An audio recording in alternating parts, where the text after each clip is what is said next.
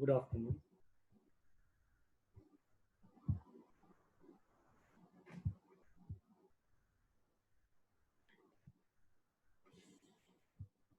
अच्छा, first of all structure जो हमारा some basic concept of chemistry है उसकी बैक एक्सरसाइज सारे सॉल्व करके रखेंगे। ठीक है, पहले बैक एक्सरसाइज सॉल्व कर लो और आज असाइनमेंट भेज दूंगा मैं। असाइनमेंट उसके बाद करना, first NCERT then assignment. NCERT की बैक एक्सरसाइज डिफिकल्ट है, इट्स नॉट इजी। तो इस वीकेंड पे मैं एनसीईआरटी के लिए क्लास रखूंगा कि एनसीईआरटी बैक एक्सरसाइज हम चैप्टर 1 की कवर कर सके, फिर हम टेस्ट भी लेंगे।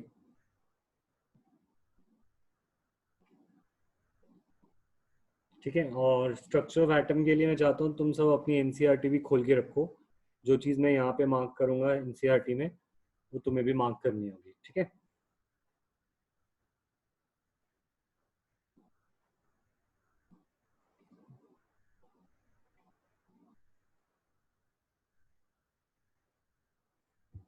ओके, 2 मिनट्स में हम स्टार्ट करते हैं।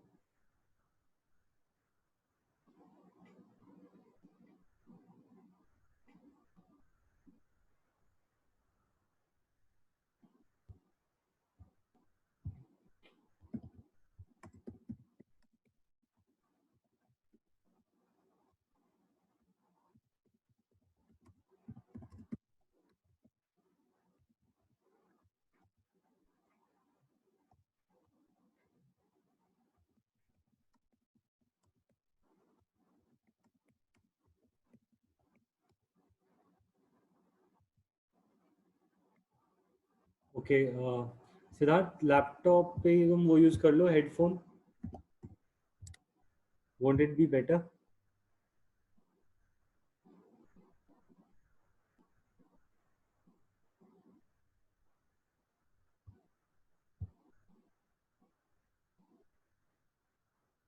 नहीं, अगर कोई इशू है तुम्हें कोई बात नहीं, कर लो, 2 से ज्वाइन कर लो, नो इशू। बट तुम्हारे को इन स्ट्रीमिंग में प्रॉब्लम हो सकती है, मेरे को कोई इशू नहीं है।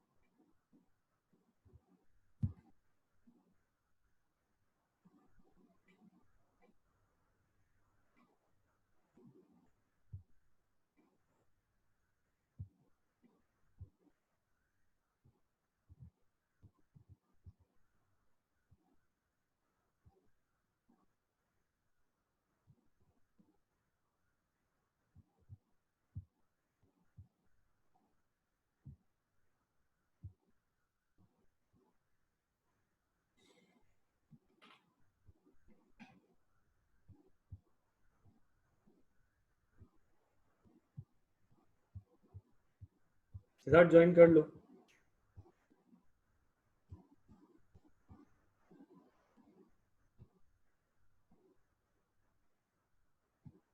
ठीक है, स्ट्रक्चर ऑफ एटम तुमने कब पढ़ा था? 9th क्लास में लास्ट टाइम?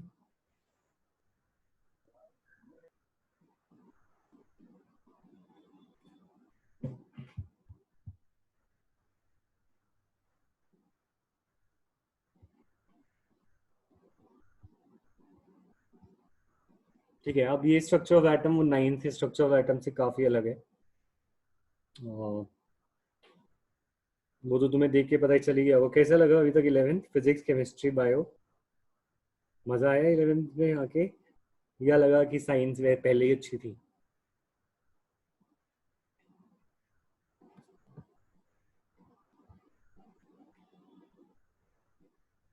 किस किस को अब साइंस अच्छी लग रही है 11th में? अच्छा, खुशी को मज़ा आ रहा है अब। जब चीज़ें हैंडल नहीं होती तो मज़ा आता है ना। Interesting experience. सिर्फ बायो बढ़िया है सौम्य। ठीक ही है, प्रभजोत सिंह ठीक ही है। हम्म। फिजिक्स भी थोड़ी थोड़ी पसंद आ रही है, केमिस्ट्री बिल्कुल नहीं आ रही सौम्य है। कोई बात नहीं, अब केमिस्ट्री इंटरेस्टिंग होती जाएगी धीरे धीरे।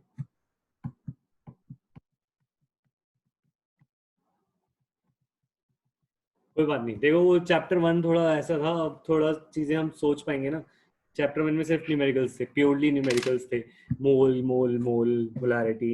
इसीलिए वो चीजें बोरिंग हो जाती हैं, रेपिटेटिव हो जाती हैं। अब जो है, अब स्टोरी लाइन चलेगी, अब एक कहानी की तरह चलेगी केमिस्ट्री आगे की। हाँ सिमरन मुझे पता है, वो टॉपिक्स जो रहते हैं मैं कराऊंगा, ठीक है। हाँ स्टार्ट करो इसको सिमरन, स्टार्ट करो, दोनों साथ मैनेज कर पाओगे, ऐसे कोई इशू नहीं है। स्कूल में नहीं हुआ गया ये सिमरन उज्जवल तुम्हें?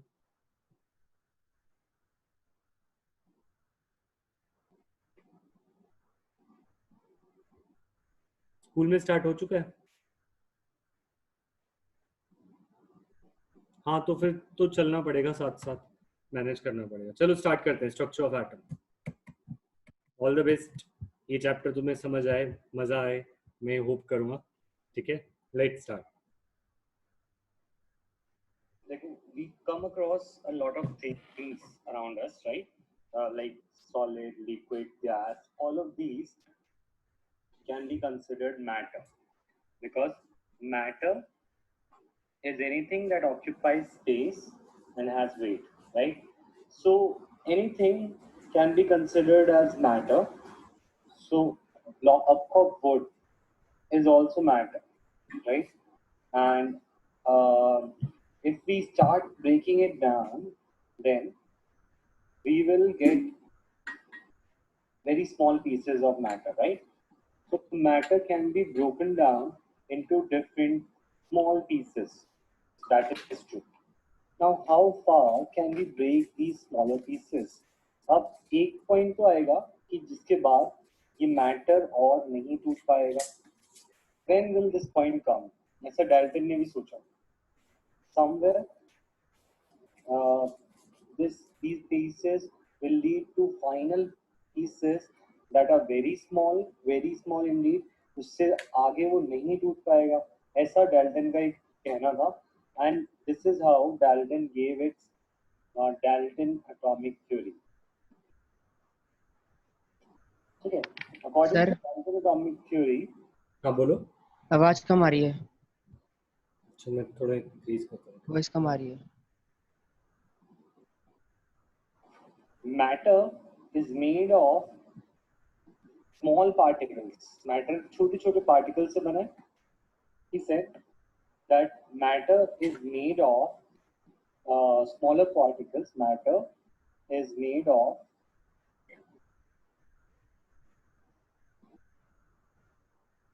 indivisible particles,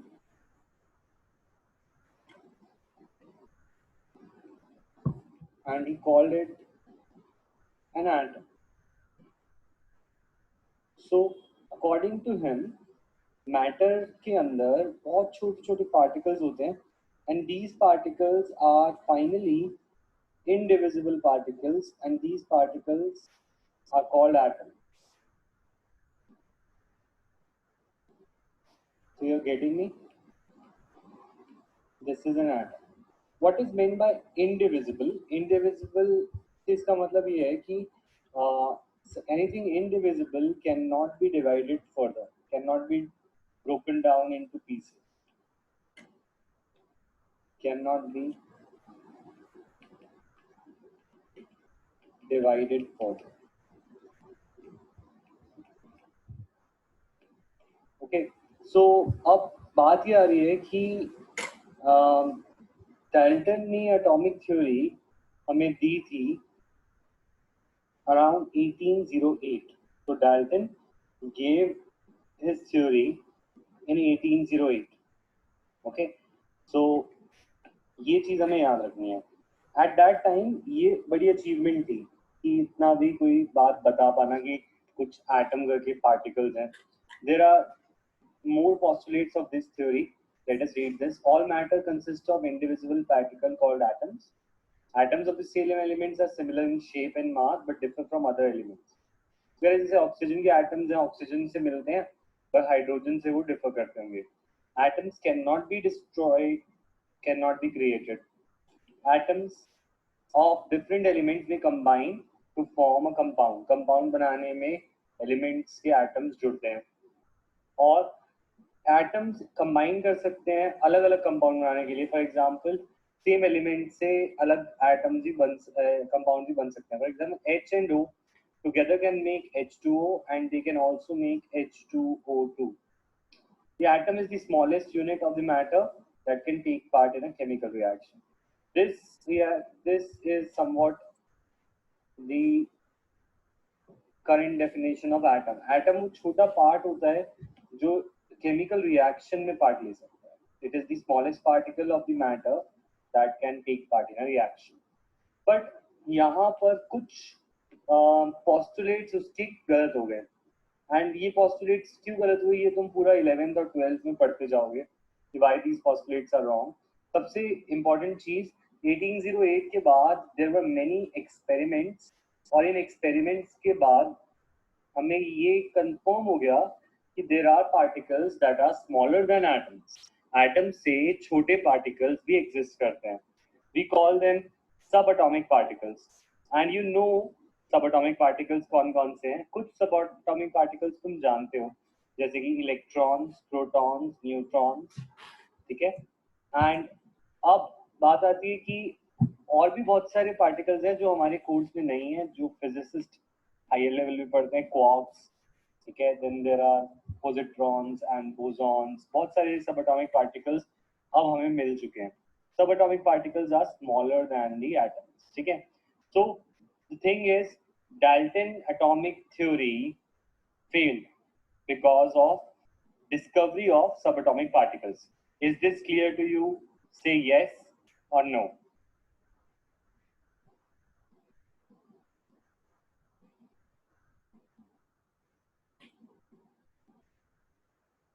ठीक है, यहाँ तक कोई डाउट नहीं है किसी को ना? कोई क्वेश्चन हो तो माइक ओपन करके पूछ सकते हो.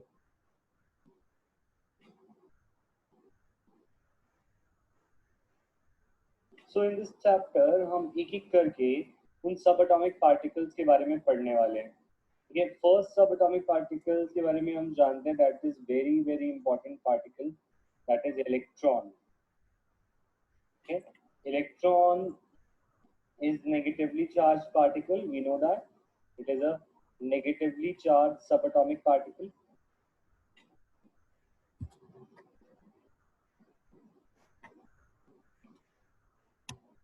ठीक है, it is represented by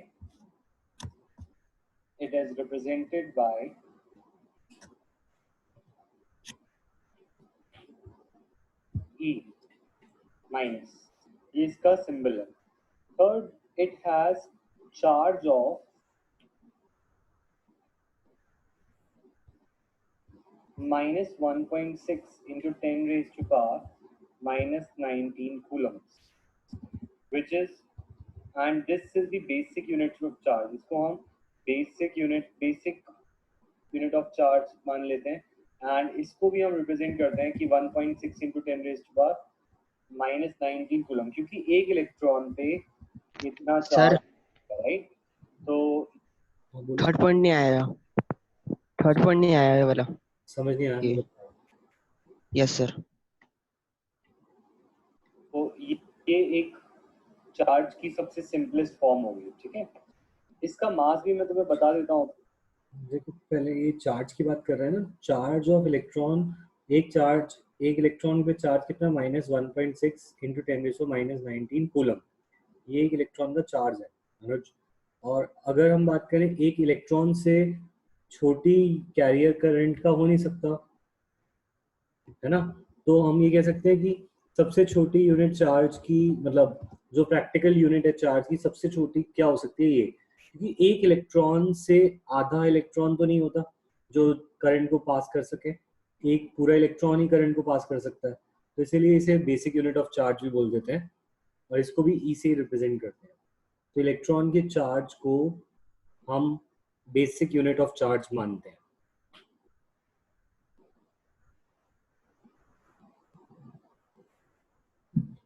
अच्छा, सौम्य पूछिए, एटम स्मॉलेस्ट यूनिट कैसे हुआ? एटम स्मॉलेस्ट यूनिट नहीं है ना.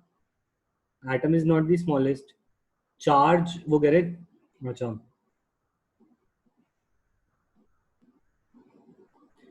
हाँ, बट एटम से ही इलेक्ट्रॉन्स निकलते हैं ना सौम्या.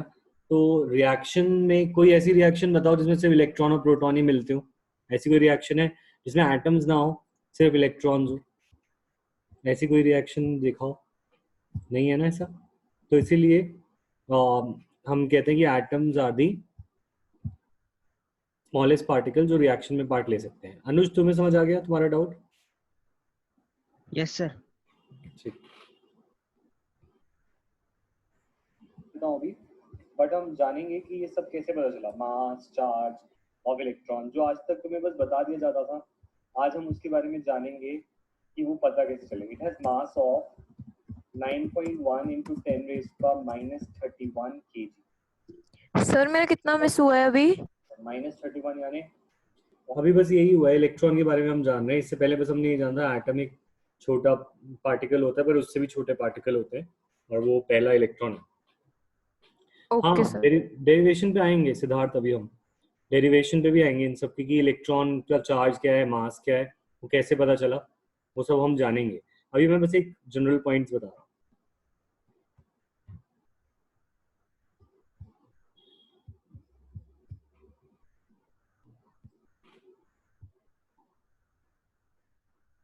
पॉइंट 0.0000030 zeros लगा देंगे 1 के आगे, उतना स्केल पे इसका हमारा चार्ज आ गया। ठीक है, अब हम जानेंगे कि how did we find charge of electron, how can we find the mass of electron. उस तरीके से हम जान पाएंगे कि इलेक्ट्रॉन्स के बारे में उस टाइम पे जब डिस्कवरी हुई थी इसकी, तो लोगों को कैसे कैसे आइडिया लगा कि what is electron, what is charge on one electron, what is mass of one electron. ठीक है, सबसे पहले हम आते हैं discovery of electron. Okay, so let us find Google पे की who did the discovery of electron। ठीक है, as you can see here, discovery of electron was done by none other than J.J. Thomson। किसने किया था discovery of electron? by J.J. Thomson ने। in which year? 1897। तो Dalton atomic theory came around 90 years after Dalton theory। तो तब तक Dalton ने जो थ्योरी दी थी, डाल्टन की एटॉमिक थ्योरी 1808 में थी। तो डाल्टन थ्योरी की अराउंड 90 इयर्स के बाद हमें इलेक्ट्रॉन के बारे में पता चला, एंड ये J.J. थॉमसन ने बताया था। And he was while he was studying the properties of a cathode ray. अब now what is cathode ray, और ये कैथोड रे से उसे इलेक्ट्रॉन के बारे में क्या पता चला। अब हमारे को जानने की बारी आ गई है कि ये कैथोड रेज क्या हैं और कैसे to discovery of electron. As you can see यहाँ पे ऊपर एपरेटस दिख रहा होगा, discovery of electron, cathode ray, cathode की कुछ रेज से बनी हुई कुछ एपरेटस है। ये एपरेटस पे हम जरा ध्यान डालते हैं, and let us see what is cathode ray and who is credited with development of cathode rays। Let us first search on Google only कि cathode rays हैं क्या। Okay, so let us find what is cathode ray। ठीक है, cathode rays, ठीक है, यहाँ पे हमें बहुत सारे एक्सपेरिमेंट्स दिखेंगे कैथोड रे के बारे में, व्हाट आर कैथोड रेज। अब हम कैथोड रेज के बारे में जान रहे हैं, तो उसके लिए तुम्हें सबसे ज्यादा तुम्हें देखने को ये एपरेटस सा दिखेगा, एंड हमें इस एपरेटस के बारे में जानना है what this apparatus is made of, and इसके अंदर कैथोड रेज कैसे जनरेट होती है। ठीक है, सो कैथोड रे बनाने के लिए एक एपरेटस हमें चाहिए होता है, and this apparatus is made up of glass. इसका बना होता है ग्लास का, this is made of glass. इसी के अंदर we fit two electrodes. Electrodes तुम्हें पता है क्या होती है, metal rods. Two electrodes are fitted in this glass tube. ठीक है, और इसको एक बैटरी से कनेक्ट कर देते हैं, and battery as you know cell से बनी होती है। बैटरी को बनाने का सिंबल तुमने सीखा होगा, बैटरी कैसे बनाया जाता है। यहाँ पे हम बैटरी लगा देते हैं, इधर नेगेटिव टर्मिनल। ठीक है,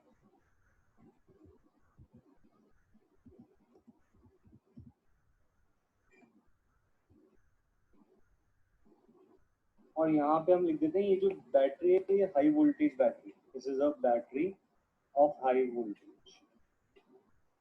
ठीक है, यहाँ पे जो गैस होगी ना इस ट्यूब के अंदर, ये इसको इवैक्यूएट कर लिया जाता है। तो यहाँ पर हम एक पंप लगाते हैं और पंप से गैस को इवैक्यूएट कर देना। इवैक्यूएट मतलब बाहर निकाल देना। इन शॉर्ट हम अंदर की साइड पर गैसेस नहीं चाहते, we want vacuum like condition. कैसी कंडीशन?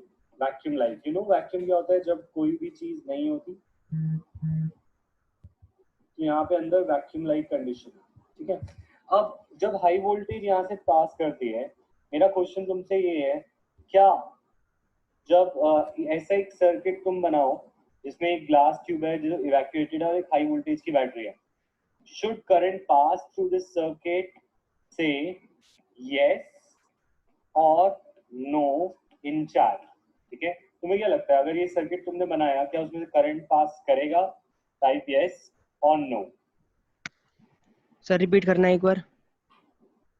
एक सर्किट बनाया मैंने, तो इस सर्किट में यहाँ पे मैंने बैटरी लगा दी, तो इस बैटरी में और बीच में यहाँ पे एम्प्टी स्पेस है जहाँ पे थोड़ी बहुत गैस होगी, ज्यादातर गैसेस को मैं निकाल चुका हूँ।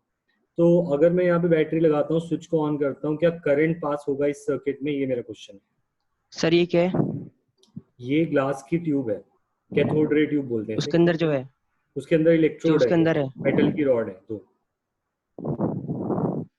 ठीक है। और ये फिर से समझा दो, ये डायग्राम में हाई वोल्टेज के बाद इवैक्यूएट ग्लास ये समझा। मतलब मैं कह रहा हूँ एक ग्लास की ट्यूब है, जैसे टेस्ट ट्यूब होती है ना, वैसी ग्लास की एक ट्यूब है। उस ट्यूब के अंदर हमने सब्सटेंसेस जो भी गैसेस हैं उनको निकाल दिया गया है। बहुत कम गैस अंदर प्रेजेंट है, एयर बहुत कम है। ठीक है, और ये हमने दो रॉड्स लगा दिए हैं, एक रॉड, ये दूसरी रॉड, और इनको हमने इलेक्ट्रिक सर्किट से कनेक्ट करके हाई वोल्टेज बैटरी से कनेक्ट किया। ठीक है, तो अब क्वेश्चन आ रहा है कि अगर ये सर्किट बनाऊं तो क्या इसमें करंट पास होगा? तो मुझे आंसर चाहिए था चैट में, करंट फ्लो होगा या नहीं। ठीक सर है, होगा। होगा। क्यों होगा, मुझे एक्सप्लेन करो। सर क्योंकि बुक में लिखा है। बुक में लगा? अच्छा, बुक पढ़ ली। स्तुति तुम बताओ करंट क्यों फ्लो होगा। गौतम तुम बताओ। Sir, current will flow in vacuum. Current flows in vacuum. Yes. नहीं नहीं, current does not flow in vacuum.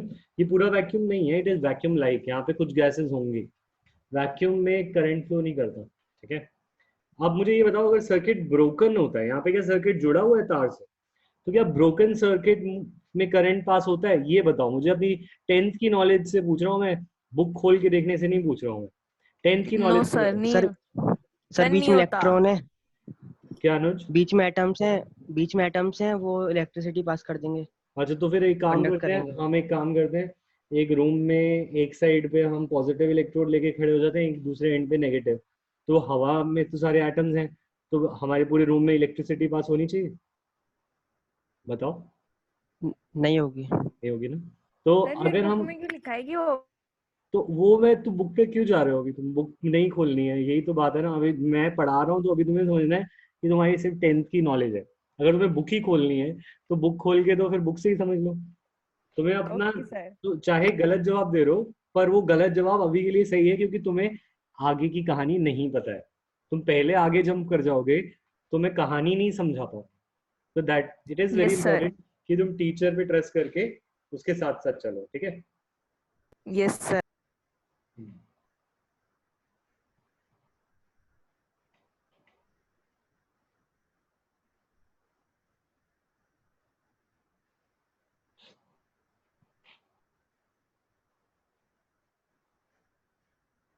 Okay, ठीक है, तो मैं देख रहा हूँ अब यहाँ पर बात ये आ रही है कि करंट पास नहीं होना चाहिए, क्योंकि circuit is not closed, circuit is open. तुम अगर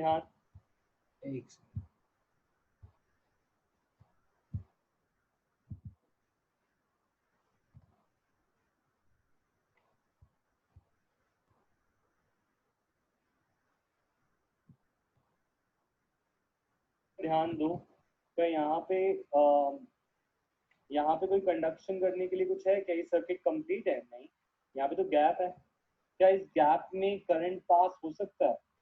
तो पॉइंट आंसर अगर हम सोचें तो answer should be no, but actually it was observed that current was flowing this through this circuit. It was observed that current was flowing through this circuit.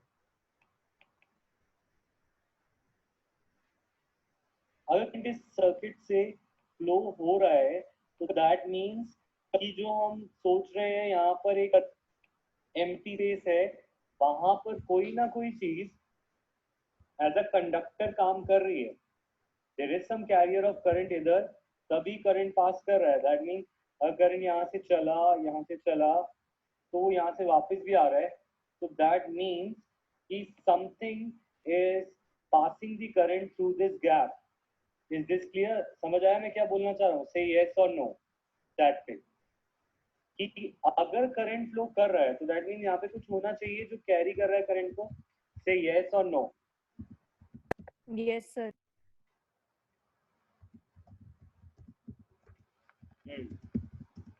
तो ठीक है, तो ये जो कैथोड रे ट्यूब, इस स्ट्रक्चर को क्या बोलते हैं? This structure is known as cathode ray tube. ठीक है, this structure is known as cathode ray tube. This cathode ray tube was actually given by Michael Faraday. Michael Faraday का नाम सुना होगा तुमने। ये apparatus किसने बनाया था? This apparatus was made by Michael Faraday, and he observed that current was passing through this circuit. ठीक है, अब बात आती है ऐसे कैसे करंट पास कर रहा है? यहाँ पे तो हवा में कुछ है ही नहीं, एयर भी नहीं है। सो इसके अंदर थोड़ी फर्दर इन्वेस्टिगेशन लगी and many scientist tried to explain this. ठीक है, अब तुम ये समझो कि इसी एपरेटस को हम फिर से रिप्रोड्यूस करते हैं एक बार। ठीक है, and then we'll see कि is there any way to find out कि क्या चीज यहाँ पे पास हो रही है। ठीक है, कोई ना कोई कैरियर ऑफ करंट है, so we are trying to find the carrier of current किधर। तो हुआ क्या, यहाँ पर हमने ये देखो, ये पॉजिटिव टर्मिनल है, इसको पॉजिटिव मार्क कर देते हैं। This is the positive terminal और this is the negative terminal. तो ये वाली रॉड पॉजिटिव होगी और ये वाली नेगेटिव होगी, राइट? तो एक तो सिमरन तुम्हारा क्वेश्चन, वैक्यूम से करंट पास नहीं होता। यहाँ वैक्यूम पूरा वैक्यूम नहीं है क्योंकि इसके अंदर गैसेस है, तो वैक्यूम नहीं है यहाँ पे, पहली चीज। और दूसरी चीज, कोई मुझसे हर्ष, हाँ तो मुझसे पूछे थे glass is not a conductor, ये ग्लास के अंदर की बात हो रही है। ग्लास की ट्यूब के अंदर, जैसे दो टेस्ट ट्यूब है, टेस्ट ट्यूब के अंदर ये रॉड लगा के, ऐसे समझ। This is an empty space inside the glass. Okay, और इस एक्सपेरिमेंट का नाम सिद्धार्थ है कैथोड रे एक्सपेरिमेंट। तो एक आइडिया आया साइंटिस्ट के पास, उन्होंने सोचा कि अगर यहाँ पे कुछ पास हो रहा है तो व्हाई नॉट एक कोटिंग कर दे किसी मटेरियल की जस्ट बिलो दीज रॉड्स। अगर रॉड्स के पीछे हम किसी मटेरियल की कोटिंग कर दे और अगर कोई कैरियर होगा तो वो कैरियर उस पर हिट करेगा and it will produce certain kind of effect.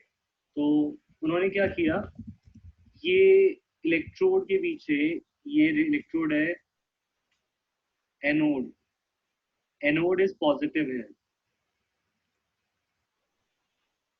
उसके पीछे एक मटेरियल लगा दिया and this material is phosphorescent material.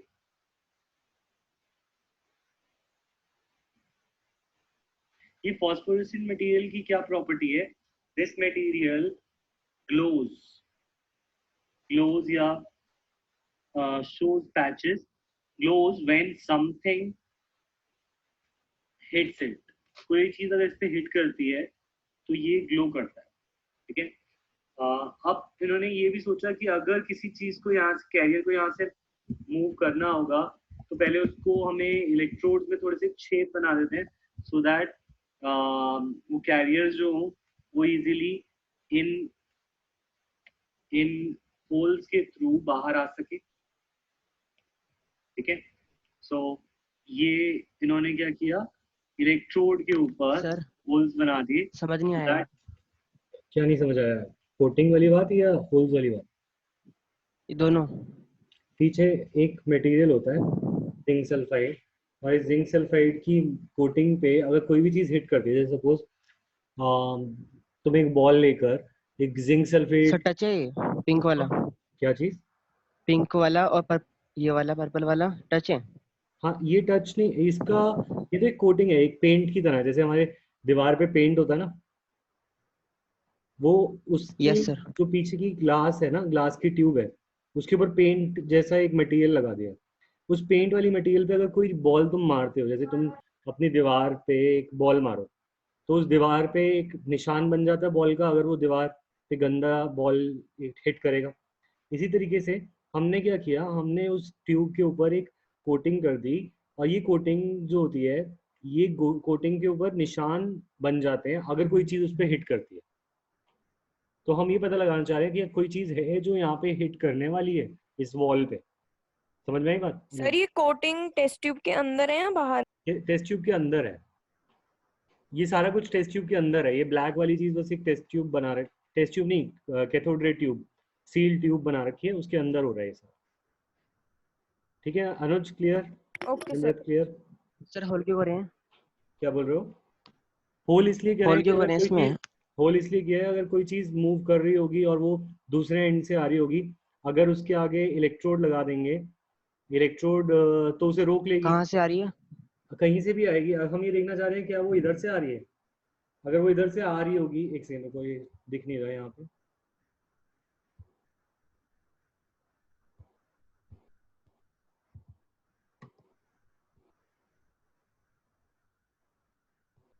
तुम ये समझ लो साइंटिस्ट ने अलग अलग जगह के लगा के देखा, यहाँ पे इसलिए होल करे इस रॉड में, सो दैट कोई चीज अगर यहाँ पे घूम रही हो और वो पीछे जाना चाहे तो उसको जगह तो मिले। अगर यहाँ पे पूरी रॉड कॉन्टिन्यूस होगी तो वो पीछे नहीं जा पाएगी, उस पर टच ही नहीं कर पाएगी।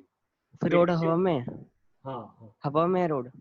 रॉड हवा में नहीं है यार, वो ऐसा बनाया जा रहा है एक्चुअल में, वो ऊपर की साइड पे टच है। अब वो तुम इसको इस तरीके मत सोचो कि मैं बिल्कुल परफेक्ट बनेगा, जैसे बुक में डायग्राम होता है वैसे बनाया है मैंने। बुक का भी डायग्राम दिखाता हूँ तुम्हें, ठीक है। ये रॉड हवा में नहीं है, रॉड इज एक्चुअली फिक्स, एक एंड से तो फिक्स ही होगी ना, तो ऊपर नीचे से फिक्स हो और गई। जो नीचे है ये वाली? हाँ यार, वो हवा में नहीं होगी हवा ऑब्वियसली में? बात है। ये इलेक्ट्रोड, तुझे एक लाइन थोड़ी होती है, electrode, electrode is a plate. Electrode यहाँ पे एक प्लेट की तरह है, बट उस प्लेट को जब अब तुम साइडवेज देखोगे तो वो एक लाइन दिखेगी ना। तो एक कॉइन को सोच, कॉइन होता है ना, कॉइन, कॉइन को अगर तू सामने से देखे वो कॉइन कैसा दिखेगा? कॉइन ऐसा दिखेगा, गोल? है ना, गोल। पर अगर तू उसे कॉपी में बनाना चाहता है साइड में खड़ा हुआ कॉइन, तो तू उसे कैसे बनाएगा? ऐसे बनाएगा ना, लाइन बन जाएगी फिर एक। लाइन बन हाँ। जाएगी। अब मैंने उसके बीच बीच में होल्स करे हैं, परफोरेशन, उस रॉड के, तो मैं उसको 2D में कैसे दिखाऊंगा? अब वो 3D तो है नहीं, तो मुझे कुछ ऐसे ही दिखाना पड़ेगा कि इसके बीच में यहाँ पर होल्स हो रखे हैं। समझ में आई बात? सर फिर होल्स ऐसे क्यों दिखाओ करे ना। हैं? ये ऐसे जैसे एनसीईआरटी ने दिखा रखा है, मैं वैसे दिखा रहा हूँ। एनसीईआरटी ठीक। ने जैसे, अभी एनसीईआरटी का डायग्राम दिखाऊंगा ना, मैं वैसे ही कराऊंगा जैसे एनसीईआरटी ने कर रखा है, सेम। ठीक है। सर ये होल्स क्यों है? होल्स इसलिए है कि अगर कोई कैरियर ऑफ करंट है तो वो इससे पास कर सके, इस इलेक्ट्रोड से, इस होल से। और अगर वो ओके पास सर। करेगा और पीछे की तरफ हमारा कोई निशान बन गया, तो इससे प्रूव हो जाएगा कि हाँ कोई कैरियर है यहाँ पर जो करंट को कैरी कर रहा है। समझ में आई? Yes sir. सिद्धार्थ समझ आ गया? मटेरियल का नाम फॉस्फोरेसेंट मटेरियल है, जिंक सल्फाइड है ये, जिंक सल्फाइड की कोटिंग है, ऐसा मटेरियल कहलाता है फॉस्फोरेसेंट। अभी लिखवाता हूँ, that carrier of the current जो भी है यहाँ पे, it can pass through these holes, ठीक है। सो दे ऑब्जर्व दैट यहाँ पर जहाँ पे उन्होंने होल्स बनाए थे वहां पे ग्लोइंग मार्क्स आने लगे. That means something was hitting the phosphorant material. Something was hitting the phosphorescent material. तो it proves कि ये जो एरिया है जिसको हमने वैक्यूम बना दिया था वहां पे कोई ना कोई चीज है जो इधर से इधर जा रही है और इलेक्ट्रोड्स के अंदर करंट को कैरी कर रही है. सो अब इस सब्सटेंस को, इस रे को नाम दिया गया cathode rays. Cathode rays move कर रही हैं, cathode rays, and these cathode rays are starting from, इनकी प्रॉपर्टी क्या है कैथोड रे की जो हमने अभी इस एक्सपेरिमेंट में पता चला. First of all cathode rays start from cathode. कहां से स्टार्ट होती है? कैथोड से, यानी कि नेगेटिवली चार्ज इलेक्ट्रोड. ठीक है, इलेक्ट्रोड से चलती है. ठीक है, they travel in straight line, travel in straight line. They carry current, यहाँ पे करंट को कैरी कर रहे हैं, they are the carrier of current here. ठीक है, and they move towards anode. कौन सी इलेक्ट्रोड की तरफ चलते हैं? एनोड की तरफ. So these rays were named as cathode rays. अब मुझे बताओ, यहाँ तक तुम्हें क्लियर है कि कैथोड रेज क्या थे? Say yes or no. Sir electron है. टाइप करो. उस पे हम आएंगे, अभी आगे जंप नहीं करना. तुम्हें जितना अभी बता रहा हूँ वैसे ये समझो. पता नहीं अभी मुझे, कैथोड रे से अभी मुझे पता नहीं. ठीक अभी है. हम कहानी के हिसाब से चल रहे हैं, जैसे माइकल फैराडे को पता चली थी. अभी थॉमसन का टाइम आएगा ना, फिर हम देखेंगे कि ये क्या है. ठीक है. ठीक है.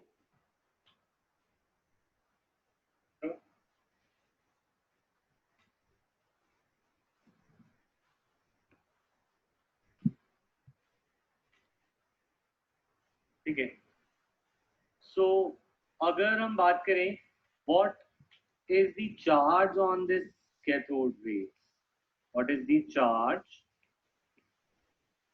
On this cathode ray?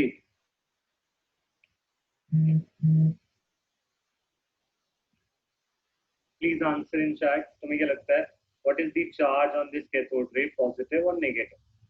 Chat में ही जवाब देंगे, माइक पे नहीं.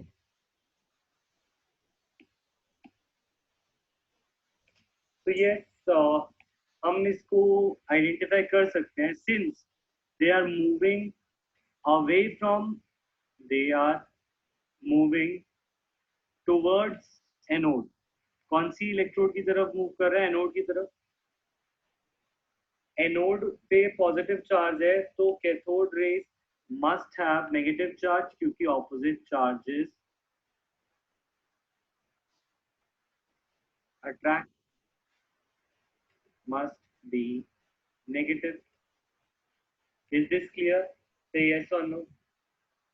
हाँ पीयूष बोलो, माइक पे बोलना चाहोगे? डाउट क्या है या कोई टॉपिक रिपीट करना चाह रहे हो? ये बोलो.